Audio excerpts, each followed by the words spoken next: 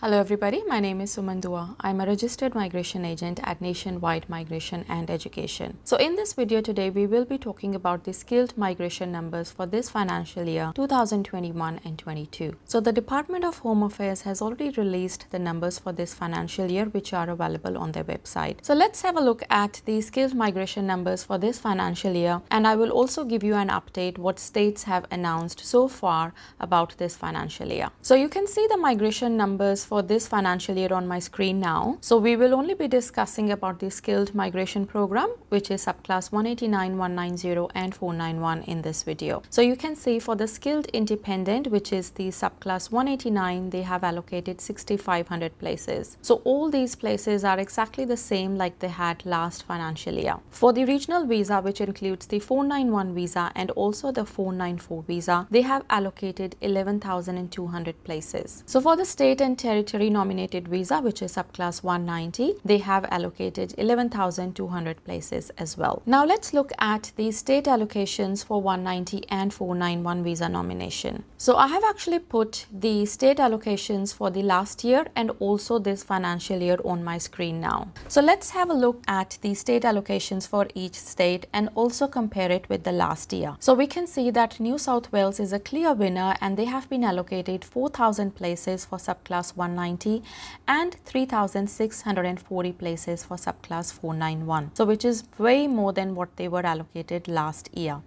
Then comes Victoria, where they have been allocated 3,500 places for 190 visa nomination and only 500 places for 491. So looks like their focus is going to be on 190 visa nomination only for this financial year. Then South Australia has been given the most seats after those two states, which is 2,600 places for each visa subclass, which is 190 and 491. Again, that is way more than what they were allocated last financial year. Then ACT has also been given more places, especially for the 491 visa. So it's 1,400 places for the 491 visa and 600 places for 190 visa. So looks like their focus will be more on the 491 visa nomination. Then Queensland has been given exactly the same seats like they were given last year, which is 1,000 places for 190 visa and 1,250 places for the 491 visa. Northern Territory, Western Australia has been given exactly the same places as well like last year. So I don't think that Northern Territory will be nominating a lot of candidates, as they have only been given 500 places for 190 and 500 places for 491 visa, which is same like last year. With Western Australia as well, they have only got 1,100 places for 190 and 340 places for the 491 visa. Tasmania has been given more places for the 491 visa. So last year they were given 1,750 places for 491 and this year they have been given 2,200 places for 491 visa, 1,100 places for 190 visa. So looks like they will be nominating a lot more candidates under their 491 visa nomination. If we look at the total as well for the numbers that have been allocated, so the numbers are definitely higher than last year, which is a good news. So last year for 190 visa nomination, the states were given a total of 12,452 seats compared to this year where they have been given 14,400 seats. For the 491 visa, they were given 10,281 places last year compared to this year where they have been given 12,430 places. So looks like department has given more places for the general skilled migration visas under 190 and 491 visa. Now let's look at what states have announced so far. So until now, Victoria has come out and announced their skilled migration program and the nomination requirements. So they have announced that they will be opening on the 7th of July and they will accept the ROIs until 29th of April 2022. We have made a separate video regarding the Victoria's state nomination requirements and we will put the link in the description. Queensland has announced that they will be opening at the end of July, and at the moment they are working on creating their new website and changing their branding. New South Wales has also updated their requirements. They will be opening for the 190 and 491 visa nomination shortly, and they will be announcing their occupation list in 2 to 3 weeks. weeks. They have also made some changes regarding their requirements. So for their 190 visa nomination, they have mentioned that there will be no minimum time frame how long you need to be residing in New South Wales. As long as you can demonstrate that you have been genuinely living in New South Wales, you could go for their 190 visa nomination. They have also advised that there is no requirement that you need to be currently living or need to be previously working in New South Wales in your nominated occupation to be eligible for their nomination. So it is really good news. So as long as you are living in New South Wales, doesn't matter if you're working in your nominated occupation or not, as long as you're somebody who has got high points and your occupation is on the New South Wales occupation list, you could be eligible for their 190 visa nomination. Now please note here that they have not announced their occupation list as yet, but they will be publishing it very soon on their website. For the 491 visa nomination as well, they have updated the requirements. So they will only be taking applications under Stream 1 and Stream 2. So Stream 1 is that you need to be living and working in regional New South Wales from the last 12 months, and Stream 2 is that you need to have completed a 2 years qualification from regional New South Wales to be eligible for the 491 visa nomination. Australian Capital Territory is currently open and accepting applications, so their next round is on the 14th of July. They will also be announcing a new stream which is under their small business owner stream shortly. With Tasmania, they closed their general skilled migration program on the 11th of June 2021. They haven't announced regarding the reopening of their program, but we are hoping to hear from them soon. South Australia has already published on their website that they will be reopening on the 19th of July 2021, and looks like they are also working on updating their occupation list, and they will be publishing the occupation list on 19th of July as well. Western Australia has made no announcements regarding their general skilled migration program.